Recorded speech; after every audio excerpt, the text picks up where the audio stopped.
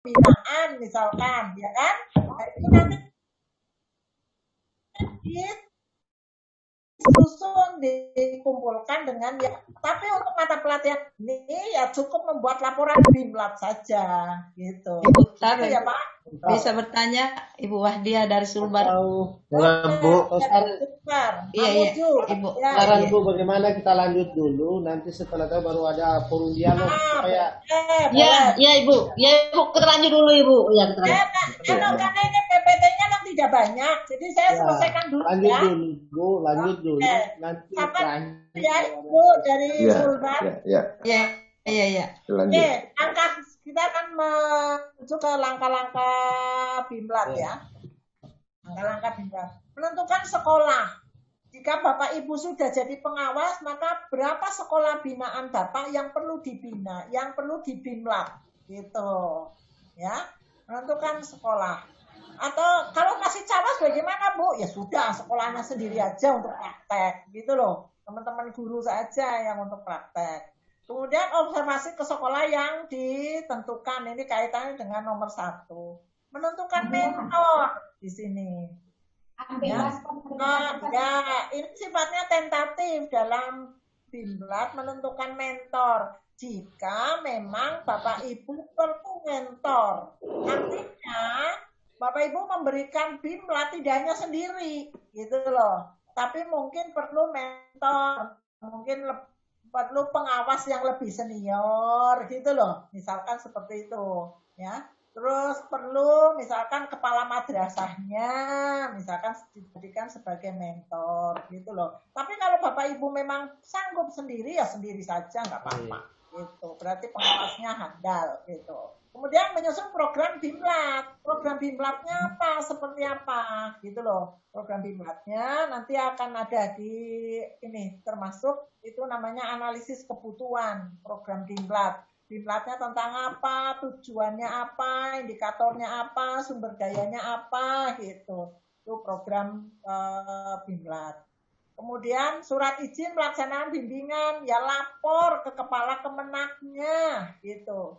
Ya, kemudian koordinasi sama kepala madrasah, berapa sekolah yang akan dibimlat, berapa guru dari berapa sekolah atau berapa madrasah yang akan dibimlat. Harus ditembusi itu dengan surat koordinasi gitu loh. Jadi pelaksanaan bimlat itu didukung oleh stakeholder yang lain, didukung oleh kepala kemenang, bila perlu dibuka oleh kepala kemenang gitu. Terus bila perlu juga didampingi oleh pengawas yang lebih senior, yang satu tim dalam satu binaan misalkan. Atau juga dengan beberapa kepala madrasah. Ini perlu koordinasi yang matang lah gitu. Agar pelaksanaan BIMLAT menjadi pelaksanaan yang benar-benar benar-benar serius, benar-benar akan menyelesaikan sebuah permasalahan yang tidak selesai pada langkah pembinaan. Jadi kalau BIMLAT itu tidak sekedar pembinaan, jadi sudah lebih merucut pada apa sih yang harus dikerjakan, lebih merucut pada keterampilan guru yang profesional. Kemudian menyusun jadwal pelaksanaan BIMLAT, itu jadwalnya mau kapan, agenda acaranya seperti apa, bahkan dibuka mulai dari jam 8, dibuka oleh kepala kemenang misalkan. Kemudian pengarahan dari kepala madrasah, sudah dari situ baru materi misalkan. Tapi waktunya kepala kemenang kasih aja sedikit gitu. Kita tetap harus menghormati atasan kita gitu. Jadi kalau Pak kepala kemenangnya nggak bisa ya kasih penmatnya misalkan seperti itu. Jadi tetap birokrasi itu jangan dilewatkan karena kita ada atasan. Minimal istilah orang Jawa itu sowan lah gitu, ngasih kabar gitu minimal itu. Jadi menghadap kami akan ini alasannya apa itu jelas gitu. Oke, nanti menyusun program membuat RKS gitu. Jadi kepala pengawas itu harus paham RKS, harus paham tahu betul sekolah itu Pak, ini visinya sudah bertahun-tahun hidup gitu. Malah sekolahnya udah berganti puluhan kali, beberapa kali visinya masih tetap gitu. Jadi Bapak Ibu harus paham betul juga bagaimana membedah visi menjadi sebuah RKT, menjadi sebuah program di sekolah. Kemudian pelaksanaan program kerja sekolah, bagaimana RKT didampingi oleh RAPBS-nya gitu. Kemudian program pengawasan dan evaluasi ini, jadi misalkan PKG gitu. Kemudian pemantauan terhadap 8 standar atau EDS-nya seperti apa. Kemudian leadership sekolah, kepemimpinan ya. Kemudian sistem informasi SIM itu punya enggak sekolah sekarang kan ada dengan model pelayanan satu pintu. Nah, itu kepala pengawas boleh punya inovasi, ide yang untuk kepala-kepala madrasah, pelayanan satu pintu. Kemudian pembimbingan PTK atau PTS, ya pengawasnya harus pinter dulu, bikin PTK, bikin PTS, gitu loh. Harus pinter dulu. Jangan sampai kita melakukan pembimbingan RKS, kita nggak bisa nyusun RKS. Untuk membedah visi aja nggak bisa, gitu. Ingat bahwa Bapak Ibu menjadi cawas madrasah adalah yang harus dikuasai adalah manajerial dan akademik. Itu ruhnya pengawas. Manajerial dan akademik adalah ruhnya. Kemudian ada pemantauan, pembinaan, evaluasi, dan BIMLAT adalah TUSI.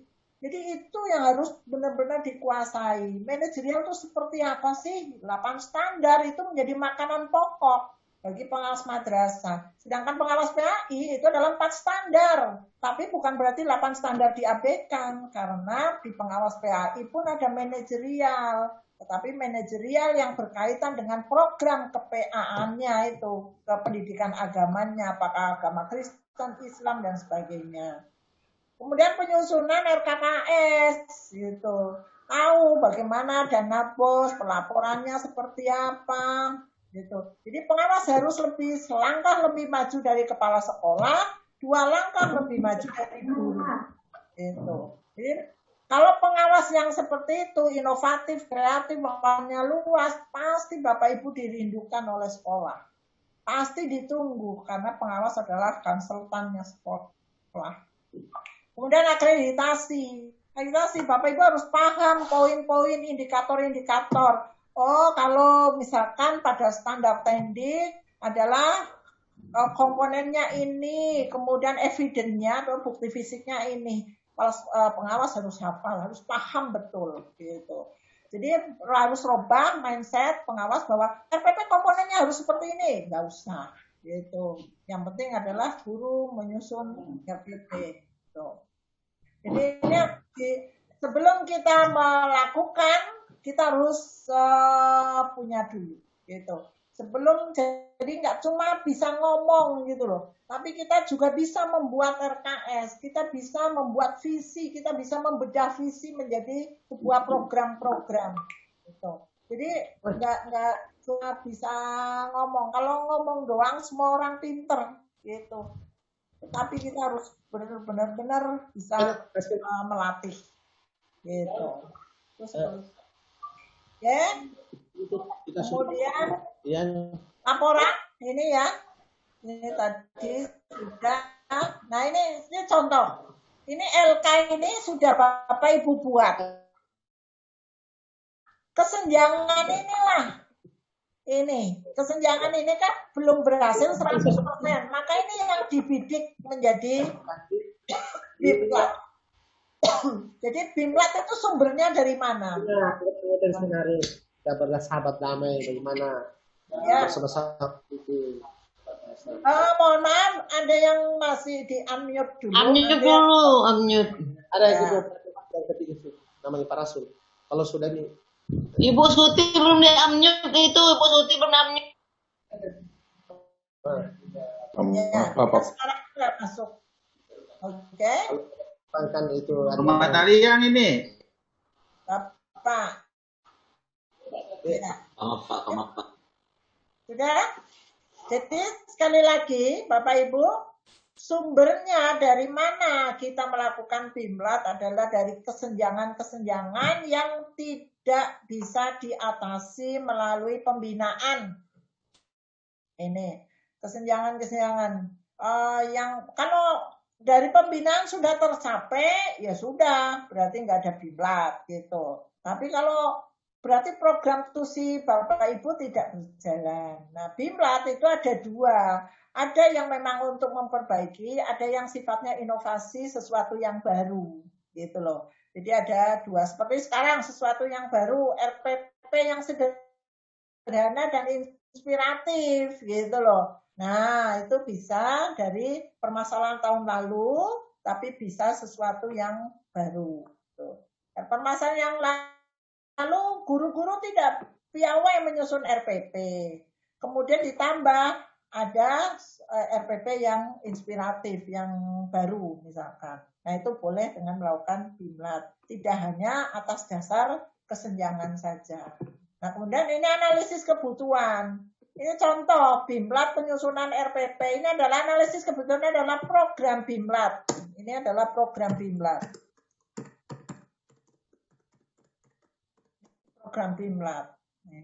Jadi misalkan saya kasih contoh yang nomor 2 ini. BIMLAT penyusunan RPP ini melalui IHT. Nih, dengan, kan jadi salah-salah. Dengan metode tutorial. Ini tujuannya adalah guru menyusun RPP sesuai rambu-rambu penyusunan RPP. Rambu Mendikbud masuk pada sumber dayanya,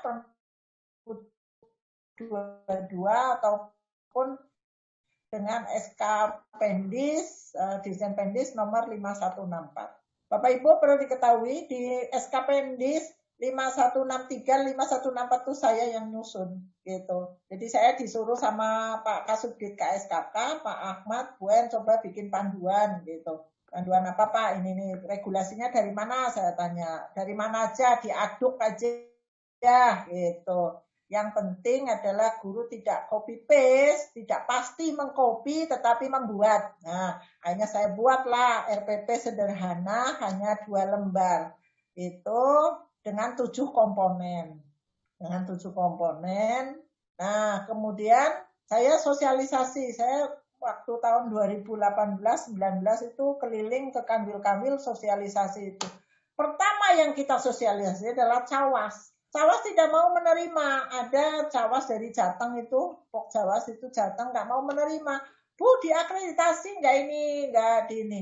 Ya kalau Bapak bermata kuda seperti itu ya akhirnya repot lagi jadi guru, repot di guru, saya bilang gitu. Akhirnya apa? Membelenggu guru, tidak kreatif, tidak inovatif. Sementara waktu saya membuat itu dilihat sama Pak Kasubdit, oke, diedit sedikit, terus dibaca Pak Dirjen sangat setuju. Akhirnya muncullah SK Dirjen 5163 dan 5164. Nah, kemudian minta diberi contoh, Bu En bikinin contoh, saya bikinin contoh untuk man sosiologi. Tadinya mau saya kasih contoh MTS, MI. Akhirnya saya bilang, Pak, nanti kalau ada contoh jadi kitab suci, bahwa RPP harus seperti itu. Jadi saya nggak mau, nanti guru nggak kreatif. Karena menyusun RPP, mau model apapun itu monggo saja. Gitu. Nah, kemudian di akhir 2019, di bulan-bulan September, Oktober, Pak Ahmad menyondingkan ke Dikbud. Dikbud menerima dengan sangat terbuka, wah ini sederhana, tidak lagi 7 lembar, tidak lagi 8 lembar, satu pertemuan guru habis untuk nyusun RPP. Akhirnya apa? Dikbud malah membuat, karena sounding dari Pendis, akhirnya kemudian Dikbud berinovasi hanya minimal 3 komponen, minimal yang menjadi satu lembar.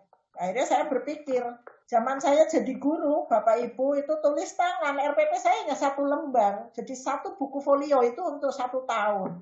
Prota, prosem, kemudian RPP itu tulis tangan. Zaman itu masih TIU, TIK, dan sebagainya. Yang sekarang menjadi KD dan indikator. Jadi sebenarnya bukan hal yang baru. Kenapa menjadi sulit? Karena guru tidak punya habituation di dalam menyusun administrasi. Dengan kecanggihan teknologi lebih enak download. Sehingga pada waktu ngajar dia lupa dengan RPP-nya. Kalau ditanya, saya jadi guru sudah puluhan tahun, Bu, gitu. Jadi RPP itu sudah di luar kepala, betul di luar kepala. Ada di laci, sudah ditandatangani kepala sekolahnya. Ada di laptop, di luar kepala. Itu, ya. Lupa. Tapi kalau membuat sendiri, paham betul besok saya mau ngajar apa, besok saya mau ngajar apa. Gitu. Maka mengajar bukan maunya guru, tetapi maunya KD, maunya kurikulum seperti apa gitu. Dan kita memasuki dunia anak, bukan anak memasuki dunia kita. Itu adalah pola-pola mengajar yang mengarah pada pola interaktif gitu. Tapi kalau mau pola maunya kita ya sudah gitu. Misalnya ngomel, marah gitu. Nah ini langkah kegiatannya, misalkan penjelasan rambu-rambu ya, khusus di kegiatannya. Bapak Ibu boleh tambahkan di langkah kegiatan persiapan, menyiapkan surat misalkan. Ini hanya pada kegiatan intinya. Menyiapkan surat, koordinasi dengan kepala madrasah, dengan kepala kemenak atau kasih penmatnya, itu persiapan. Pelaksanaannya ya ini sesuai jadwal, penjelasan rambu-rambu, penyusunan RPP, menjelaskan komponen, menyusun analisis, kemudian mempraktekkan penyusunan RPP. Jenis tagihannya apa? Ya analisis dan RPP. Kemudian kenapa dengan analisis? Agar apa? Agar guru tahu persis pemetaan materinya dan bisa menentukan level berapa saya akan ngajar. Apakah pada level 1 yaitu C1, C2, apakah pada level 2 aplikasi, apakah pada level 3 yaitu HOTS gitu. Sementara tagihan sekarang adalah harus HOTS. Berarti KD memahami harus saya jabarkan sampai ke C6. Misalkan seperti itu. Jadi punya pola pikir ke sana. Kalau sampai C6 berarti kegiatan pembelajarannya harus seperti apa? Oh, berarti harus meng-create, harus mengomunikasikan, berarti harus mengamati. Kalau mengamati objeknya apa? Lihat materinya. Begitu. Jadi benang merahnya jelas. Kemudian pelaksanaannya berapa? 3 hari. 3 hari tuntas. RPP selesai misalkan. Kemudian sumber dayanya apa? Ya harus regulasi. Jadi tidak bisa jualan orang menjadi tagline-nya. Tetap harus berpayung pada regulasi. Jadi bisa dipertanggungjawabkan hasil karyanya karena itu ada regulasinya. Jadi kita sebagai masyarakat ilmiah, apalagi pengawas sebagai konsultannya sekolah, itu harus berpayung pada regulasi. Kalau ada kepala sekolah, guru ngeyel, bapak bicaranya regulasi saja, gitu. Apa mau melawan arus regulasi? Jadi pengawas itu harus paham betul dengan regulasi. Maunya regulasi itu seperti apa. Dan jangan diterjemahkan menjadi sesuatu yang saklek, yang letterlek. Tetapi terjemahkan pada sesuai dengan kondisi. Karena regulasi itu adalah mengadop ke semua wilayah. Jadi kita harus cerdas juga dalam menerjemahkan regulasi. Ini sebagai contoh. Sudah. Itu selesai kita begitu. Yang mau bertanya, Bu, mau tanya Bu. Assalamualaikum warahmatullahi wabarakatuh dari Bu Dia. Sebentar, oke. Sebentar, Jakarta Kebetulan saya tadi Pak Pardim, Pak Ketua. Siap, lanjut Ibu. Bapak mewakili tanya lagi. Siap.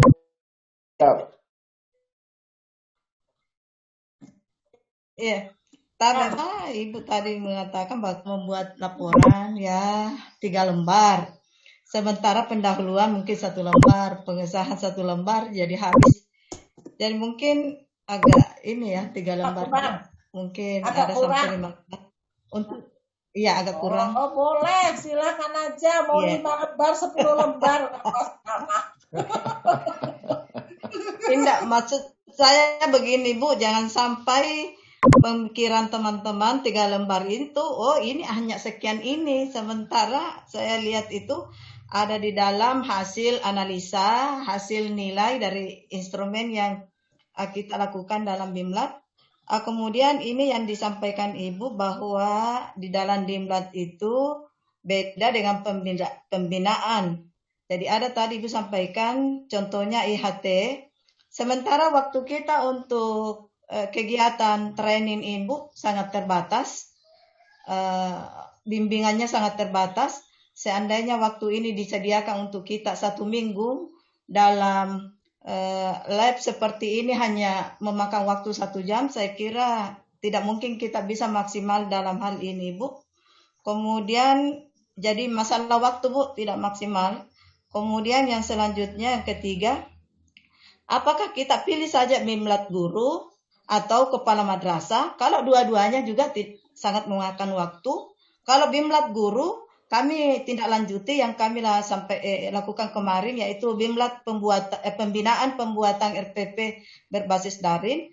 Dan itu yang bagaimana kalau itu BIMLAT yang saya ambil, yaitu bimbingan pembinaan pembuatan RPP berbasis daring. Apakah itu betul kalau BIMLAT yang saya lakukan? Kemudian untuk kepala madrasah Ibu ada 8 poin tadi. Saya pikir menurut saya untuk BIMLAT kepala madrasah saya pikir tidak bisa kita lakukan dengan waktu yang sesingkat ini. Kemudian untuk menentukan selanjutnya untuk menentukan mentor Ibu tadi menyampaikan bahwa itu bisa dari kepala sekolah, bisa dari pengawas. Jadi mungkin kalau bisa dua-duanya saya ambil Bu supaya lebih fair kegiatan saya. Hanya itu yang saya sampaikan kepada Ibu. Ada beberapa poin. Terima kasih. Assalamualaikum warahmatullahi wabarakatuh. Langsung saya jawab singkat ya. Bentar Pak.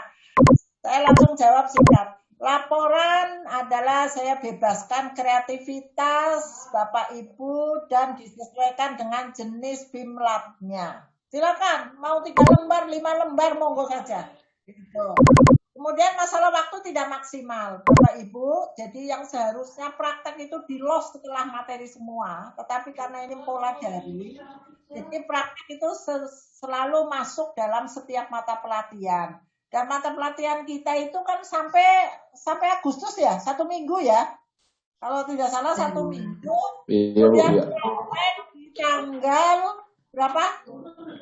Tanggal berapa itu? Tanggal Yang jelas pelaporan adalah di-upload di Asana adalah ada waktu sebelum feedback, biar kami bisa melihat laporan dan bisa kami bahas di live chat feedback. 30 Juli. Tanggal berapa itu? 30 Juli. 30 praktek. 30 Juli, 30 Ibu. Itu makanya. 30 itu Kamis Ibu. Ya sudah, bikin 30 hari Kamis. Tanggal 28 Bu. Kapan lagi Ibu BIMLAT? Ya, lihat tanggal 30 Waktunya udah mepet sekali Bu. tanggal 30 atau yang jelas ini Bapak Ibu mau prakteknya tanggal berapa monggo, yang penting sebelum akhir pembelajaran ini adalah Bapak Ibu sudah upload laporan. Saya tidak akan membatasi harus praktek tanggal 30. Oh gitu Ya. Bu. Ya, jadi fleksibel aja lah. Yang penting masih ada dalam mata pelatihan dengan saya. Di akhir Bapak Ibu sudah mengupload assignment, sudah mengupload tugas di assignment. Paling akhir banget tanggal 3 Agustus upload ya Bu untuk revisi. Boleh. Mudah-mudahan Tentunya kalau tanggal 2 biar bisa kami tag, jadi nanti pas feedbacknya bisa kami lihat, Ya. gitu loh Pak. Oh, iya. Gitu. Tapi kalau terpaksa, Ya, terpaksa. ya monggo. Situasi dan kondisi Bu. Karena kita kan udah orang dewasa, nggak bisa harus begini harus begitu kan nggak bisa. Nah, kemudian pilih BIMLAT guru atau kamat, monggo mau guru mau kamat saya juga bebaskan. Kelas 1 aja ya Bu. Bapak Satu Ibu aja, ya Bu. masalah satu aja. Yang penting Bapak Ibu menguasai itu. Siap. Ya, jadi mau guru mau kamat silakan. Kemudian Ini judul bagus, pembuatan RPP berbasis daring, judul workshopnya atau judul IHT-nya, ya monggo silahkan gitu loh. Pembuatan RPP inspiratif misalkan, penyusunan isi hot misalkan, boleh. Kemudian penyusunan soal hot ya silahkan. Kemudian penggunaan analisis KIKD, monggo, nggak apa-apa itu, apa-apa. Kemudian membuat penyusunan kegiatan pembelajaran berbasis hot misalkan, ya nggak apa-apa, silakan aja. Ibu mau tanya lagi Ibu bertanya, Bu. Tunggu dulu, belum dijawab semua. Tunggu dulu dijawab semua supaya untuk kita. Ya, Bapak Ibu yang tidak bertanya mohon di-unmute dulu. Jadi suara tidak masuk. Kayaknya di Bapak-bapak ini ada. Penentuan mentor, boleh pengawas yang senior, boleh kepala madrasah, boleh dua-duanya, monggo. Gitu. Silakan aja. Oke? Terima kasih, Ya, Bu. Bu, bertanya, Ibu. Ya, Ya, bertanya, Bu. Bu, izinkan kami saya bertanya Bu, Ibu Suti, Ibu Masita. Tanya, Bu. Bu Masita, Bu. Bu Suti, Bu mau Halo. bertanya. DKI dulu. Diundi saja yang Tony, Bu. bertanya. Ibu. ya Bu Masita. Ya, oke. Itu kan tadi ada beberapa sudah Ibu jelaskan. Di situ ada kemarin Ibu sebelum materi Ibu, kami kan sudah ketemu sama materi Bu Nuraini ya Bu. Ya, Nah, materi Bu Nuraini kebetulan Bu kami kan sudah mengirimkan tugas yaitu tentang BIMLAT dan itu tentang yang kemarin bimbingan guru. Nah, atau ke yang BIMLAT ini Bu yang setelah materi yang telah kita masukkan ke tugas Ibu ini, apakah bisa kita buat kembali Ya. baru tugas materi yang baru boleh ya Bu ya? boleh. Oh ya. Ya, jadi Ya, materi makasih. BIMLAT yang kemarin ya kan Ya. ditambah nih plus laporan BIMLAT ya kan? Iya Bu. Laporan BIMLAT. Iya. Yang mau gambar boleh, monggo silakan. Gitu. Yang materi baru pun boleh ya Bu ya? Boleh materi baru. Oke. Oke, makasih Bu. Ya. Roni, Bu. Saya Bu Suti Bu, bertanya Bu. Roni, Bu. Ya, Suti Bu bertanya, Suti, Bu. nanti habis ini bapak-bapak. Iya. Ibu diskriminatif nih. Ya, terima kasih Bu. Waktunya Assalamualaikum warahmatullahi wabarakatuh.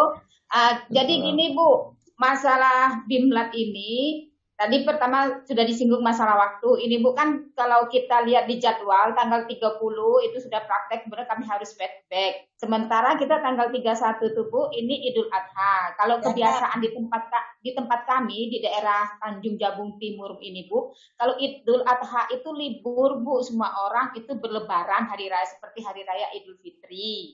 Ya, Nah, sama otomatis Bu. Sama otomatis sekolah juga Bu nggak buka gitu ya, kantor juga nggak buka. Nah kemudian masalah mentor ini Bu, terus terang kalau masalah mentor kami dari pengawas senior, pengawas kami ini maaf Bu ya, ini bukannya kami membuka aib dan sebagainya, sulit sekali Bu untuk berkoordinasi atau meminta beliau hadir misalnya untuk melaksanakan kegiatan ini. Kemudian kalau dari pihak Kemenak berarti kan kami harus mengundang ini, kemudian memang BIMLAT yang sesungguhnya bukan hanya untuk sekedar pemenuhan tugas ini ya Bu ya. Jadi kalau misalnya kita mau mengurus suratnya lagi ke Kemenak atau Pak Kasih, maka menghadirkannya ke sekolah, sementara dengan waktu yang sangat terbatas ini rasanya luar biasa sekali Bu. Kemudian selanjutnya kalau mengenai mentor Bu, misalnya kan kebetulan saya ini adalah kepala sekolah, apakah bisa mentornya itu adalah teman sejawat sesama dari kepala sekolah lain, ataukah bisa ambil pengawas dari daerah lain atau yang bisa kita ajak komunikasi, itu bagaimana Bu? Lalu pertanyaan terakhir, di BIMLAT ini kan Bu ada kalau di pembinaan kan ada instrumen. Nah tadi Ibu mengatakan kalau di BIMLAT itu tidak ada instrumen. Jadi kita tolok ukur keberhasilan kita BIMLAT itu apakah cukup dengan bukti fisik berupa produk yang dihasilkan oleh peserta BIMLAT atau ada yang lainnya? Terima kasih Bu. ukuran keberhasilan ya. Iya. ukuran keberhasilan. Bapak Ibu, di dalam BIMLAT itu kan langsung praktek. Ukuran keberhasilannya apa? Kalau penyusunan RPP misalkan, boleh dilampiri instrumen, boleh tidak. Kalau jelas RPP-nya sudah sesuai standar, kan Bapak Ibu yang ngajar nih, ya kan? Yang membimlat kan? Kasih materi, kemudian membimbing, nyusun ini itu kan? Kemudian hasilnya produk. Nah, kalau produk itu sudah sesuai dengan standar yang Bapak Ibu sampaikan, maka itulah ukuran keberhasilan. Itu jika tanpa instrumen. Jika mau tak pakai instrumen, Bapak Ibu telaah komponen, misalkan BIMLAT-nya RPP, komponen RPP, ada misalkan berapa komponen, oh ada tujuan, penulisan tujuan betul atau tidak, kemudian indikator betul apa tidak, gitu. Boleh dibuat instrumen gitu sebagai pelengkap, juga boleh. Sebagai menilai hasil RPP-nya, itu juga boleh, gitu loh. Ya, jadi saya tidak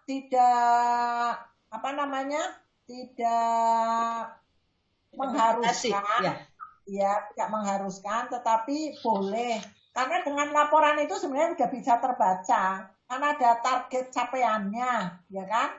Ada indikator pencapaiannya itu seperti apa, terwujudnya RPP yang sesuai dengan rambu-rambu misalkan. Nah, itu udah ketahuan sebetulnya. Tapi kalau Bapak Ibu mau rigid, dilengkapi dengan instrumen, berarti Bapak Ibu membuat instrumen telaah RPP, misalkan BIMLAT-nya tentang RPP, gitu loh.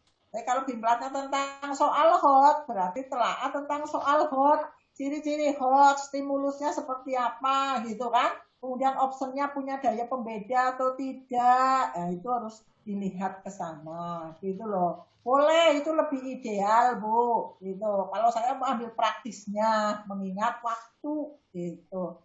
Tapi nanti kalau sudah jadi pengawas, kalau mau ideal banget, ya monggo. Kalau mau Bapak Ibu mau dibebani administrasi yang seambrek-ambrek, ya silahkan aja, gitu loh. Pengawas itu adalah jabatan fungsional independen. Bapak Ibu mau aktif keliling ke sekolah binaan ya lebih baik. Mau nongkrong di rumah, di bel kepala kemenangnya lagi di mana, lagi di sekolah binaan, ya itu urusan Bapak Ibu. Ya, kan? Ibu bisa aja. Jabatan independen itu kalau pengawas Ibu sudah gitu loh. Kalau nggak pernah baca, nggak pernah bikin PTS gitu. Ya, mungkin jadi pengawas hidup segan mati tak mau. Ya. Udah sering tuh di lapangan. Bukan pengawas angkatan ini, Bu. Ya lanjut tadi. Prestasi adalah pada diri kita gitu. Saya hanya memberikan kerangkanya saja gitu. Iya nih Bu, pertanyaannya nih Bu. Oh nih Bu. Fahrudin apa Dari Pak Roni? Jakarta. Pak Farudin. Pak Farudin. Fahrudin, Bu. Ya, Pak Farudin. Ya baik Ibu, terima kasih waktunya disediakan kepada kami, teman-teman semua. Mudah-mudahan selalu semangat dan sehat. Memang kita berangkat dari kerangka pikiran kita minggu yang lalu, Ibu. Jadi tidak terobrak-abrik lagi dengan minggu yang ada sekarang, ya. Dan iya, Bu, betul. Alhamdulillah, Bu Endang juga memahami kami sehingga udah buat yang sederhana dan sebisanya. Alhamdulillah itu, Ibu. Udah merupakan pencerahan bagi kami. Nah, terkait dengan pembinaan yang kemarin, kemudian sekarang ada bimbingan dan pelatihan. Sepertinya kita kemarin juga ada bimbingan. Kalau saya khususnya, Ibu ya, apakah kemudian di pembinaan itu sekaligus bisa dijadikan bimbingan pelatihan, gitu Ibu, BIMLAT-nya. Karena kalau saya khusus kemarin berkaitan dengan RPP yang kemudian kita membuat instrumennya yang tadi Ibu katakan tadi ada instrumen kemudian dipantau, ditelaah RPP-nya apakah sudah sesuai dengan ketentuan. Nah itu kita kemarin mengadakan seperti itu, saya bukannya kita, di kita saya tidak ada teman-teman semua.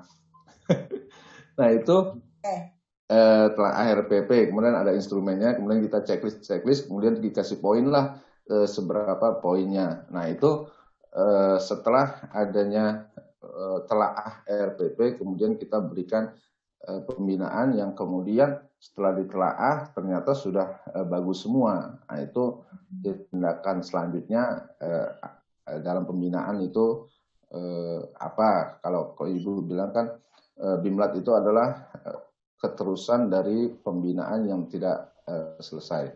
Yang kedua Ibu, di situ ada langkah-langkah dari yang Ibu sampaikan adalah observasi. Nah, observasi di sini apakah memang kita harus lakukan atau memang yang sudah ada di kepala kita minggu kemarin saja Ibu gitu. Ya. Iya. Yang ketiga terakhir Bu, terakhir Bu.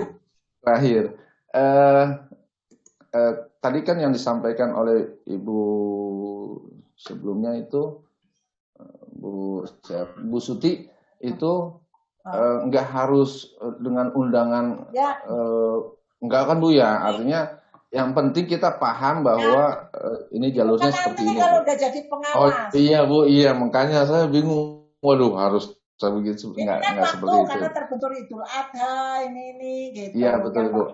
Jadi pengawas harus ikutin prosedur itu. Gitu. Siap. Oke, nah jadi alhamdulillah artinya kalau saat ini juga saya menegaskan aja cuma pembinaan guru aja ya Bu, atau kepala sekolah terserah salah satu aja pokoknya. Salah satu. Baik, barangkali itu Ibu. Terima kasih. Bisa menyambung Bu, karena masih ada kaitan dengan Pak Fahrudin. Oke, Pak siapa? Roni Bu. Pak Roni ya? Iya. Jadi gini Bu, kemarin ya dari DKI Jakarta Bu. Oh DKI lagi. Iya. Jadi kemarin ini saya mungkin salah menangkap ya Bu ya. Jadi di sekolahan saya itu pertama itu bukan pembinaan Bu, tapi pelatihan bimbingan Bu. Kenapa? Karena saya melihat ya hasil pantauan saya ya, kemudian hasil masukan saya bahwa semua gurunya itu Bu tidak membuat evaluasi dan tindak lanjut RPP Bu. Sehingga RPP yang dibuat itu nggak membumi Bu, nggak mengaplikasi. Seperti itu Bu. Lalu setelah itu saya melakukan pembinaan hasil dari bimbingan kemarin Bu. Makanya saya juga bingung nih Bu. Nih kemarin itu pembinaan itu antara pembinaan dengan pelatihan. Jadi saya laporannya adalah pelatihan Bu dan bimbingan ini Bu, bimbingan guru Bu. Karena di situ saya laporkan juga daftar hadir yang cukup banyak dan juga saya foto. Jadi saya bingung juga untuk melaporkan dan untuk ini Bu. Jadi sudah sesuatu yang memang sudah terjadi Bu. Ya. Gitu. Ya. Jadi bagaimana nih Bu solusinya Bu? Jadi kemarin saya melaporkan yang itu bimbingan itu Bu. Boleh. Pak Roni dan Pak Fahrudin, ya, serta Bapak Ibu semuanya. Ini sekali lagi Bapak Ibu harus jelas punya pembeda. Ya, punya pembeda. Bahwa pembinaan sekaligus dapat menjadi Bimlat. Gitu. Bisa terjadi pelaksanaannya seperti itu. Contoh tadi yang Pak Fahrudin, kami sudah menelaah RPP. Menelaah Pak. Menelaah memang dengan menggunakan instrumen. Jadi misalkan Bapak Ibu memantau, ini kok orang ngajar kok nggak bawa RPP, mana coba lihat RPP, begitu dilihat kok ada keliru gitu kan, ditelaah toh. Oh ini belum ada, oh ini sudah ada tapi nggak benar, oh cara menyusun indikatornya tidak prosedural, oh indikatornya tidak sesuai tagihan KD misalkan seperti itu hasil telaah. Kemudian Bapak Ibu membina. Nah, dalam membina kan Bapak Ibu kasih tahu bahwa dalam menyusun indikator seperti ini. Bersifat apa? Bisa individual, bisa kelompok. Ya kan? Bisa individual, bisa kelompok seperti FGD lah, gitu loh. Bapak kasih tahu tuh pembinaan. Apa di situ Bapak Ibu kan tidak nyusun, coba bikin memberikan sebuah pengarahan, memberikan sebuah advice di dalam pembinaan itu. Maka metodenya adalah menggunakan apa? Diskusi, kemudian FGD, bisa jadi kan? Bisa. Itu, dialog face to face, individu gitu. Nah, kemudian ternyata hasil telaahnya bagus di TL. Apakah itu perlu ada dia mengikuti BIMLAT? Boleh, jika memang ada regulasi atau sesuatu hal yang baru, gitu loh. Jadi BIMLAT itu bisa diadakan dari dua hal. Yang pertama karena memang permasalahan itu secara pembinaan tidak selesai dan memang guru itu harus praktek. Menelaah RPP, ngomongin ke guru masalah RPP, nggak cukup dengan ngomong, Pak. Harus melakukan. Karena belajar yang lebih baik, proses pembelajaran yang baik adalah proses pembinaan maupun pemantauan yang baik adalah guru harus melakukan. Sama dengan guru ke siswa. Kalau guru hanya menerangkan doang, bla bla bla bla, masuk kuping kanan, keluar kuping kiri. Tetapi kalau ayo nak kita buat, nah, dia melakukan, maka dia ada produk dan ilmunya pun nyantol. Sama dengan Bapak Ibu ngasih tentang hasil telah RPP, kurang ini. Hanya ngomong kurang ini, itu kan dalam pembinaan. Iya kan? Tetapi begitu di BIMLAT itu disusun, dia melakukan. Jadi kalau BIMLAT itu menghasilkan produk, tetapi kalau pembinaan tidak menghasilkan produk, hanya ngomong, hanya kasih saran aja itu pembinaan gitu. Nah, TL saya kasih tahu Pak Farudin dan Bapak Ibu yang lain bahwa jika hasil pembinaannya sudah bagus, sementara BIMLAT adalah merupakan tusi Bapak Ibu, maka carilah bahwa BIMLAT sesuatu yang baru. Apakah itu didasarkan pada regulasi yang baru atau didasarkan pada sebuah penguatan atau pengayaan. Misalkan RPP-nya sudah bagus tapi masih pola lama dengan sekian puluh komponen, 13 komponen misalkan. Coba Bapak Ibu mencoba bagaimana sih RPP yang hot gitu loh. Jadi pembelajarannya hot gitu. Bagaimana sih RPP yang inspiratif, yang student center gitu loh. Gitu. Jadi misalkan kok di RPP masih ada kata guru meminta siswa, masa guru minta-minta, gitu kan? Misalkan seperti itu.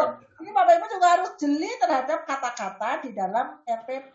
Karena apa? RPP skenario. Tapi kalau Bapak Ibu ngebilangin ini kalau ngajar di bawah itu sifatnya pembinaan. Itu loh. Tetapi kalau misalkan ini loh cara menyusun indikator, caranya seperti ini, ayo kerjakan. Nah, itu bisa. Gitu loh, ya. Jelas ya bedanya? Jelas, Bu. Nah, kemudian ada observasi pemantauan. Jadi yang kemarin ada langkah itu merupakan langkah dari awal itu. Kan ada pemantauan, ada pembinaan. Jadi Bapak Ibu nggak usah mikir langkah di BIMLAT itu tentang pemantauan itu udah dilewati. Kan udah dilewati kan? Praktek pemantauan kan sudah toh? Oh, iya. Nah, praktek pembinaan juga sudah dilewati, nggak usah dipikirin lagi. Gitu. Nah, ini berkaitan dengan Pak Roni, gitu loh. Jadi BIMLAT bukan pembinaan. BIMLAT ya BIMLAT, pembinaan itu tadi. Pembinaan ini saya misalkan membina tentang hasil habis guru ngajar, Bapak Ibu pantau kok ngajarnya kok seperti ini, maka dipanggil lah. Bu, Pak, kalau ngajar sebaiknya seperti ini. Itu pembinaan. Tapi begitu BIMLAT micro teaching tentang praktek mengajar misalkan. Berarti guru harus memperagakan praktek mengajar, itu BIMLAT. Dan pengawas memberikan contoh, bersimulasi ngajar, itu udah BIMLAT. Tapi kalau aja bilangin, Bu, besok kalau ngajarnya bawa RPP ya, dan RPP-nya harus seperti ini, itu pembinaan. Foto Bapak Ibu lagi tanya Bu. Sebentar. lagi ngebilangin guru difoto, kemudian RPP-nya difoto, belum tentu itu Bimlat. Itu loh Pak Roni. Iya. Iya Bu, kemarin itu gini Bu, saya kan buat ini Bu, saya kan buat ini format untuk guru itu bisa mengevaluasi Bu dan menindaklanjuti RPP. Nah, itu seperti pembinaan, itu. Pembinaan. Iya. Pembinaan. Jadi format itu mau disosialisasikan ke guru Bu, karena hasil dari observasi saya terhadap administrasi guru, gitu. Kemudian ada permasalahan kopas segala kopas Bu, makanya dibuatlah format evaluasi dan tindak lanjut yang disusun oleh guru sendiri Bu. Ya, saya membuat formatnya. Ya. Seperti itu Bu. Jadi saya kalau pembinaan yang dulu itu enggak artinya pengawas yang dulu Bu saya. Bukan Bimlat. Bukan Bimlat ya Bu ya, format itu Bu. Bimlat itu syaratnya sebentar Bu. Bimlat itu syaratnya itu tadi harus ada izin, terus pesertanya juga bisa lebih dari 4, itu Bimlat itu Pak. Pesertanya itu sekelompok orang, sekelompok guru, bisa satu rumpun, bisa berbagai macam guru bidang studi, bisa satu sekolah, bisa beberapa sekolah yang digabung menjadi dalam satu kegiatan. Itu Bimlat. Kalau pembinaan nggak bisa Pak, digabung antara sekolah-sekolah digabung terus dibina. Enggak, itu udah boleh pembinaan seperti itu, penggabungan, misalkan satu KKM, satu NGMP, tetapi tidak ada produk, tidak bisa dikatakan Bimlat. Namanya aja Bimlat, bimbingan latihan.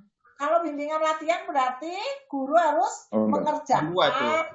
Iya, harus latihan membuat, Bu. Iya, betul. Jadi kalau misalkan format itu diisi oleh guru, masuk Bimlat nggak Bu? Tidak. Format yang dipaparkan tadi? Tidak. Bukan Bu? Bukan Pak Roni, masih pembinaan itu. Bapak melakukan gini, mengumpulkan beberapa guru, kemudian Bapak Bimlatnya tentang cara mengevaluasi pembelajaran, gitu ya? Iya Bu. Terus ya cara mengevaluasi pembelajaran. Bapak Ibu terus diadakan ada surat ke Kepala Kemenak, ada pembukaan resmi, ada berita acara pada tanggal, ada acara, itu sudah kategori Bimlat. Tapi Bapak Ibu secara dialog face to face, kemudian ini loh nanti telaah RPP yang tidak ada evaluasi, ini formatnya loh, itu tidak dikatakan Bimlat. Itu. Iya. Bu, tanya Bu. Bu Endang. Bu, tanya.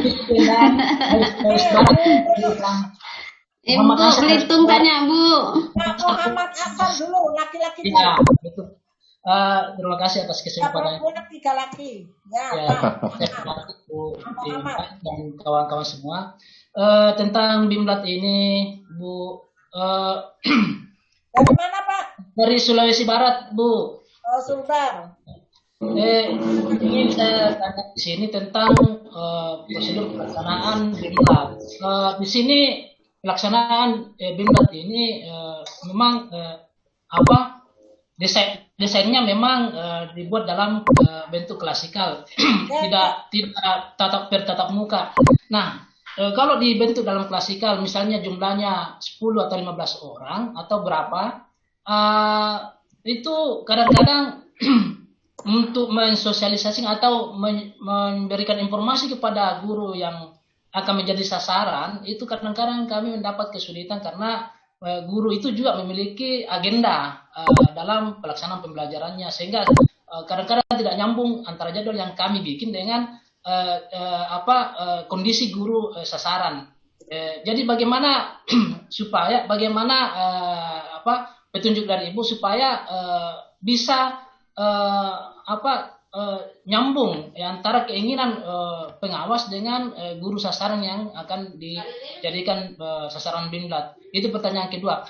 Pertanyaan pertama. Pertanyaan kedua, apakah dalam pelaksanaan Bimlat seorang pengawas bisa melakukan kolaborasi dengan unsur lain, misalnya unsur dosen atau unsur dari tenaga badan BNSNP provinsi misalnya.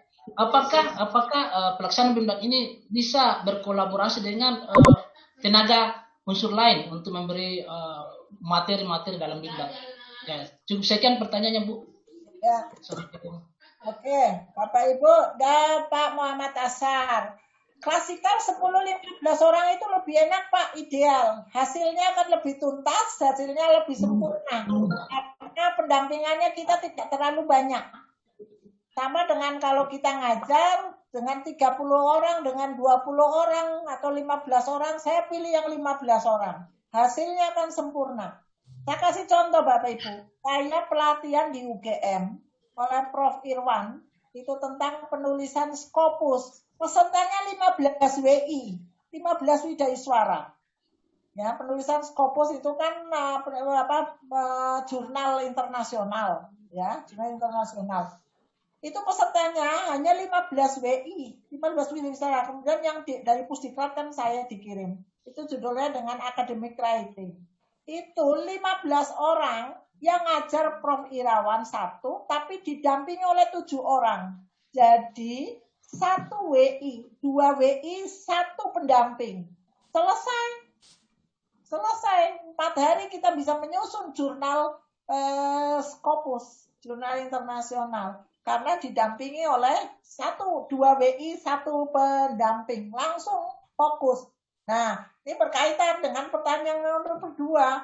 Apakah dapat berkolaborasi? Dapat berkolaborasi dengan pengawas senior, berkolaborasi dengan kepala madrasahnya, berkolaborasi dengan mengambil widai suaranya, berkolaborasi dengan narasumber lain, misalkan dengan dosen, boleh jadi tim teaching, jadi tim di dalam Bimlat. Tetapi di situ yang menjadi koordinatornya adalah pengawas, karena pengawas yang punya hajat, gitu loh. Nah, bagaimana untuk tidak berbenturan antara agenda guru dengan agenda pengawas, dengan program pengawas yang harus jalan. Itulah gunanya berkoordinasi dengan Penmat, dengan kepala madrasah. Kalau ada surat tugas bahwa ini akan ada IHT, akan ada workshop, itu maka tidak akan ada kendala. Guru pasti, orang Jawa bilang sendiko dawuh, ada surat tugasnya kok, gitu. Jadi tidak akan ada kendala, gitu. Bahkan ini menjadi apa? Kegiatan kolektif bagi guru. Menjadi kegiatan apa? Guru untuk mendapatkan pelatihan itu putarannya bisa 4 tahun 1 kali. Itu sangat sulit untuk mendapatkan sertifikat diklat, gitu. Nah, makanya di dalam pengembangan diri unsur PKB ada kegiatan kolektif yang bisa dinilai angka kreditnya. Nah, yang seperti ini adalah bisa dinamakan kegiatan kolektif. Harus bersertifikat, adakan sampai sertifikat kalau Bimlat, gitu. Tanda tangannya siapa? Di situ tanda tangannya pengawas dan kepala kemenaknya. Materinya dibaliknya, materinya apa saja selama berapa hari. Gitu. Bila mungkin ambil standar 30 JP, berarti 3 hari. Sudah memenuhi 1 angka kredit. Gitu loh. Jadi tidak ada yang menjadi tidak sulit jika Bapak Ibu melakukan koordinasi. Makanya program pengawas itu harus dikolaborasikan dengan program madrasah. Program madrasah kolaborasi diambil dari mana? Dari hasil EDS. Dari hasil EDS. Kalau sekolah belum melakukan EDS gimana, Bu? Kasih instrumennya. Suruh melakukan EDS. Gitu loh. Dari hasil EDS nanti temuannya apa? Nah, dari temuan itulah yang dibidik jadi program Bapak Ibu. Gitu loh. Karena apa? Jadi bersama-sama antara pengawas dengan madrasah itu memperbaiki madrasah bersama-sama. Gitu. Jadi ngeklik dengan program madrasah. Gitu. Jadi jangan program pengawasnya Mangalor atau ke utara, program madrasahnya ke selatan, kan nyambung. Bu, tanya Bu. Ya, kalau dua-duanya programnya berkolaborasi itu sejalan, itu loh. Sejalan, jadi sama dengan Bapak Ibu kaki kanan dan kaki kiri. Dia langkahnya bergantian antara dan pengawas, tetapi itu pada satu satuan yang sama, gitu loh. Kaki kanan, kaki kiri kan bergantian, tetapi menuju pada satu kesatuan yang sama. Begitu Bu, ya. tanya Bu. Ya, Bu Nurmala. Ya, begini Bu. Insya Allah ini yang kami pahami barusan dari penjelasan Ibu bahwa kita bisa mengeluarkan betul-betul sertifikat bukti fisik jika kita melaksanakan BIMLAT itu ya terhadap kondisi kolektif yang kita laksanakan. Nah ini kan ada JP-JP-nya yang bisa diakui seperti 30 JP ke atas itu satu kan Bu ya. Nah, berarti pelaksanaannya bisa kita lakukan saat kita sudah jadi pengawas gitu kan Bu. Nah, kondisi sekarang kami ini kan baru calon pengawas karena ikut diklat. Nah, dalam diklat ini waktu yang kami punya kan di tanggal 30 Juli, hanya 1 hari. Saya kira kalau belum sampai ke proses produk sertifikat kan Bu ya? Enggak sampai. Enggak sampai. Oke, selanjutnya gini Bu, saya masih laporan saja karena kami masih dalam proses latihan, nggak gitu kan Bu ya? Baru latihan belum bisa produknya menghasilkan sertifikat untuk peserta gitu kan. Selanjutnya gini Bu, masalah instrumen. Saya ini tadi alhamdulillah dari penjelasan Ibu udah semakin terang rasanya antara pembinaan dan BIMLAT. Pembinaan tadi yang saya tangkap bahwa tidak perlu bahkan tidak menghasilkan produk kan Bu ya. BIMLAT menghasilkan produk. Nah, dalam pembinaan kita bicara bahwa guru seharusnya memiliki misalnya perangkat pembelajaran berupa administrasi, perencanaan yang begini misalnya Bu ya. Ini indikatornya bahwa harus punya. Nah, yang ingin saya tanyakan itu apa perlu instrumen itu kita buat sampai ke klasifikasi kualitas. Nah, atau cukup kita di pembinaan itu menghasilkan pertanyaan punya, iya atau tidak. Selanjutnya dari iya dan tidak kan ketahuan nih berapa persentase yang punya, misalnya lebih dari sekian persen yang punyanya di bawah 80% misalnya dari seluruhan yang harus ada, berarti kan kita lakukan pembinaan. Pembinaan klasikal, kemudian lanjut lagi ke yang mengerucut lagi pembinaan pribadi, langsung individual gitu kan, ketemu dengan guru misalnya, ini pembinaan guru misalnya yang bersangkutan. Nah ini Bu pertanyaan saya tadi, pembinaan cukup kita instrumennya dengan jawaban iya atau tidak, atau masih tetap kita perlu dengan kualitas 1, 2, 3, 4, 5 dengan indikator-indikator kualitas tadi. Lalu di situ bisa jadi kan tadi kata Ibu, karena prosesnya kita temukan kelemahan-kelemahan pada administrasi pembelajaran misalnya yang dibuat oleh guru, baik di instrumen RPP, mungkin yang lainnya. Lalu kita temukan itu temuan-temuan, kita berikan pembinaan dalam bentuk betul-betul ke materi seolah-olah seperti BIMLAT gitu Bu ya. Nah itu bisa saja terjadi dalam pemantauan, terjadi pembinaan sekaligus BIMLAT dalam SAKAN. Itu yang saya tangkap tadi. Kalau saya masih salah, tolong diluruskan Bu. Demikian pertanyaan saya Bu. Seperti waktunya. Bu Nurmala. Jadi Bapak Ibu mau praktek tanggal 30, saya mau praktek tanggal 1 monggo saja. Yang penting pada akhir pembelajaran ini Bapak Ibu sudah memasukkan laporan BIMLAT di assignment. Itu pertama. Mau dipraktekkan tanggal 30, mau tanggal berapa, monggo saja. Mau besok juga silakan aja. Gitu. Kemudian, dalam instrumen pembinaan, Bapak Ibu menggunakan dikotomi ya dan tidak. Nilainya 0 dan 1. Boleh. Boleh. Menggunakan skala Likert dengan 1, 2, 3, 4 sudah layak, sudah terpenuhi, belum terpenuhi, kurang terpenuhi misalkan. Boleh. Yang penting jelas, terus nanti dinilai hasil mana yang dominan. Misalkan dengan skala dikotomi ya dan tidak. Berarti nilainya 0, 1 atau 1, 2. Nanti banyak yang 2 berarti apa? Yang 1 berarti itu yang perlu ada pembinaan tindak lanjut nilai yang terendah. Kan gitu. Nah sama dengan yang 1, 2, 3, 4. Boleh. Tetapi dalam pelaksanaan BIMLAT tidak bisa dicampur antara pemantauan dan pembinaan. Itu jelas skupnya berbeda.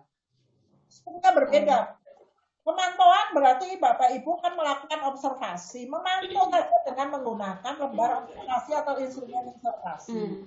Kemudian dari hasil pemantauan Bapak Ibu melakukan pembinaan. Dari pembinaan bisa pemantauan lagi. Kemudian bisa pembinaan lagi. Dengan instrumen ini mau pakai dikotomi ya tidak atau menggunakan skala Likert 1, 2, 3, 4 silakan aja. Suka-suka Bapak Ibu lah. Selera Bapak Ibu. Yang penting datanya bisa valid, gitu loh, bahwa ini adalah hasil dari proses pemantauan maupun pembinaan, gitu loh. Nah, begitu Bimlat adalah hasil dari pemantauan pembinaan mana yang perlu dikuatkan melalui Bimlat agar apa? Bahwa guru itu benar-benar mampu mengerjakan, mampu membuat. Itu Bimlat. Bimlat itu skalanya itu sudah skill, tidak hanya sebatas pada kognitif, pencapaian kognitif saja, tetapi skill. Guru mampu menyusun soal HOTS, tagihannya seperti itu, maka Bimlatnya adalah Bimlat penyusunan soal HOTS, gitu loh. Produknya apa? Produknya soal HOTS. Bagaimana kriteria soal HOTS? Bagaimana soal HOTS yang baik adalah materi Bimlat, begitu Bu. Ya, tapi kalau pembinaan pemantau itu atas dasar pemantauan. Pemantauannya apa? Soal-soal yang dibuat guru, kok soal masih pada level 1 belum hot. Itu kan temuan dalam pemantauan. Kemudian dibina, Bu, bikin soal hot. Ini contoh soal hot, gitu ya. Bu, sebaiknya soal itu tidak pada level 1, tidak pada level 2, tetapi pada level 3 biar anak mampu berpikir, pembinaan itu gitu. Tapi ayo kita bikin soal. Nah, itu sudah. Mohon maaf Bu, saya kan pertanyaan saya Bu. Ya. Begini Bu, di jadwal saya lihat dari tanggal 1 sampai 3 Agustus kita itu pelaksanaannya refleksi atau feedback dengan cara live chat. Nah ini tadi kata Ibu, ya terserah mau pelaksanaan prakteknya Bu mau di tanggal berapa aja silakan. Nah sekarang apa masih kita di asesmennya itu nanti laporannya dibatasi waktu atau betul-betul enggak ada batas? Live chat itu kan jam 8 sampai setengah 10. Ya. Nah iya, setelah itu mau praktek juga boleh. Tuh udah enak tuh Bu Endang. Ada, oke. Mantap. Berarti tidak dibatasi Bu ya? Untuk pelaporannya kan pengiriman di asesmennya itu tidak dibatasi waktu berarti? Enggak, habis live streaming, Ibu langsung praktek. Ya boleh aja, monggo saja. Gitu loh. Besok. Laporannya Bu, laporannya ada batas akhir nggak Bu? Untuk upload laporan? Laporannya tidak melebihi jadwal. Tidak melebihi tanggal 30. Pelatihan ini. Berarti tanggal 3 Agustus terakhir. Berapa? Sampai tanggal 3 Agustus. Prakteknya tanggal 30. 3 Agustus Ibu. Iya, oke. Tanggal 4 saya sudah tidak menerima. Waduh. Japri boleh Bu. Siap Bunda, siap. Ya, oke Bu. Jadi semakin jelas ya. Siap. Ya, oke. Siap. Insya Allah. Ya, makasih banyak Bu penjelasannya. Mudah-mudahan ini jadi pegangan kami untuk bergerak mulai dari 9.30 ini sampai ke tanggal 3 Agustus. Makasih banyak. Yang 3 Agustus udah selesai Bu. Ya. Jangan lupa Idul Adha Bu, jangan lupa Idul Adha. Dikirim-kirim itu Bu, boleh tanya Bu? Iya. Boleh tanya Bu? Boleh. Oh ya. Assalamualaikum warahmatullahi wabarakatuh. Ya. Oh iya, udah lewat ya, maaf. Nggak apa-apa. Satu lagi. Ya. Kalau misalkan kita membuat Bimlat itu berdasarkan hasil pembinaan, jadi temanya sama Bu. Siapa namanya? Jadi berdasarkan pembinaan kemarin, ternyata kan guru-guru banyak. Nama saya Susiana dari DKI. Ya Bu. Nah, jadi kalau kemarin kan saya pembinaannya tentang soal HOTS. Nah, untuk diklatnya nanti tentang soal HOTS lagi boleh tidak Bu? Karena ternyata boleh. Oh iya. Oke, bagus. Terus pertanyaan kedua tentang instrumen Bu. Apakah instrumen itu harus kita buat sendiri atau boleh menggunakan instrumen yang sudah banyak beredar di luar tapi kita adaptasi? Boleh. Boleh. Buat sendiri lebih bagus. Boleh ATM. Oke, boleh ATM ya. ATM, boleh. Ya. Gitu. Terus untuk kelengkapan laporan nanti Bimlat itu, ini karena kita waktunya terbatas nih, apakah juga harus menggunakan surat undangan, kemudian dan lain-lain itu, atau cukup waktu pelaksanaan aja, Bu? Aja boleh, surat undangannya aja boleh.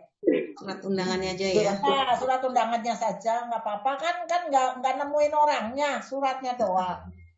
Suratnya itu yang mengundang kepala madrasah atau kita, Bu? Pengawas dong, Saya Bu bertanya Bu. Asmar Pagala dari Konawe Sulawesi Tenggara. Siapa? Asmar Pagala Konawe Sulawesi Tenggara. Aspar. Ya, Asmar Pagala Bu, Asmar. Ya, Asmar Pagala Konawe Sulawesi Tenggara. Karena menariknya materi Ibu ini, jadi saya cuma usul saja Bu, karena saya yakin teman-teman ini masih banyak ingin komunikasi dengan Ibu, termasuk saya sendiri. Karena penjelasan dari materi Ibu yang sampaikan ini artinya bisa kami terima dan cerna dengan baik. Jadi saya usul ini Bu, kalau bisa live chatnya ini diubah dengan live streaming. Nah, kalau live chat ini saya lihat kurang efektif ini. Ya, tapi yang lebih efektif yang seperti ini live streaming. Nah, ini usul aja Bu, apa boleh begitu? Ya, terima kasih Bu. Oke. Bapak Ibu, seperti kemarin saya ngajar metodologi, praktek metodologi pembelajaran. Live streamingnya hanya 1 kali, live chatnya itu 4 kali. Akhirnya saya robah, live chatnya 2 kali, live streamingnya 3 kali. Itu boleh bisa dirobah dengan catatan. Saya harus koordinasi dengan akademik, koordinasi dengan adminnya, karena jamnya kosong, ruang Zoom-nya kosong enggak, gitu loh. Karena di kami itu ada yang menggunakan Webex, ada ruang Zoom-nya itu ada 6, kemudian ada Webex, tapi kadang dipakai untuk rapat juga, gitu kan. Jadi kalau ada ruang kosong, insya Allah diperbolehkan. Jadi akan saya usulkan, saya koordinasikan dulu. Saya belum bisa menjawab, ya siap, belum bisa. Tapi terima kasih Bunda. Ya. Tanya Bu, satu lagi Bu, nanya Bu. Satu lagi terakhir ya. Terakhir dari yang terakhir Bu. Ruangan kegiatan ini, oke? Oke Bu. Pustina Bu, Pangkal Pinang. Dari mana Bu? Dari Pangkal Pinang Bu. Pangkal Pinang. Iya Bu. Oke Bu, misalnya gini Bu, kita melaksanakan diklat atau workshop akreditasi sekolah nih. Itu kan termasuk diklat workshop profesional kepala madrasah kan. Nah, boleh nggak pesertanya itu kepala guru-guru juga Bu? Boleh.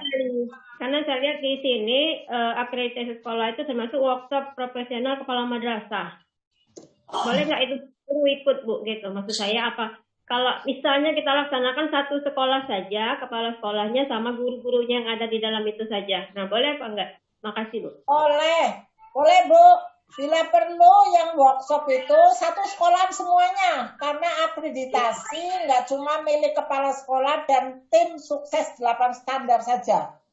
Tetapi guru yang lain juga harus mendukung. Ya kan? Maka workshop akreditasi sebaiknya semua sivitas sekolah mengetahui. Itu. Maka perlu semua menjadi peserta. Boleh. Oke, Bu, makasih Bu. Oke, Bapak Ibu, waktunya sudah cukup, lewat berapa menit ini? Lewat 14 menit. Ya, karena harus sampai jam 9.30 kan? Ya Bu. Jadwal 9.30 dan saya juga harus mengikuti kegiatan di Green Zuri ini, masuk ke kelas untuk mereview modul. Jadi mohon maaf jika belum bisa melayani, bisa memuaskan Bapak Ibu. Ya, kalau mau japri ke saya ya monggo, saya welcome. Insya Allah Bu. Ya. HP 24 jam ya Bu. Masih Bu. Pokoknya ke saya saya hanya satu lah, jangan kita dulu.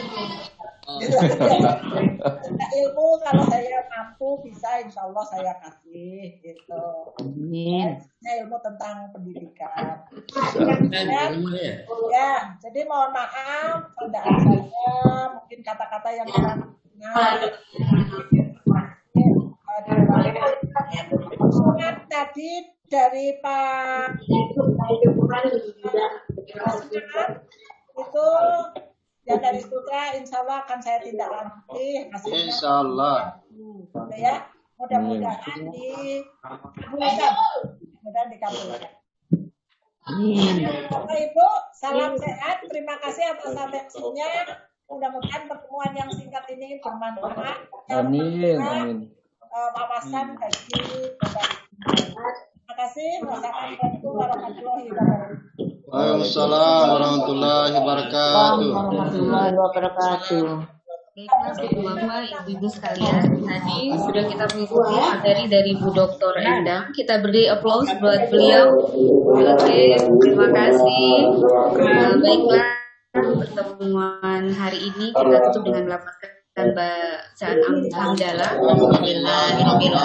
So kita live chat, ada bukti usulan untuk live streaming. Kita tinggal tunggu dari pemateri koordinasinya dan saya sebagai pelaksana tinggal menindaklanjuti. Terima kasih Bu Endang, terima kasih Bapak-Bapak, terima kasih. Semangat lagi, infus baru lagi, insya Allah sehat, semua dilancarkan. Dari saya, lebihnya, Assalamualaikum warahmatullahi wabarakatuh. Waalaikumsalam warahmatullahi wabarakatuh. Bu Mus, jangan ditutup Zoom-nya Bu Mus. Ya. Enak streaming hari ini. Terima kasih. Dulu Bu. Ya, boleh. Sampaikan. Terima kasih semua kawan-kawan. Maaf Bapak. Terima kasih Bu Mus. Izin Jika bisa saya jawab, mohon maaf. Ya Bu Endang, Bu Dokter. Ya Bu. Itu dong. Silakan. Assalamualaikum. Permisi. Pak Ketua gimana nih Pak Ketua nih?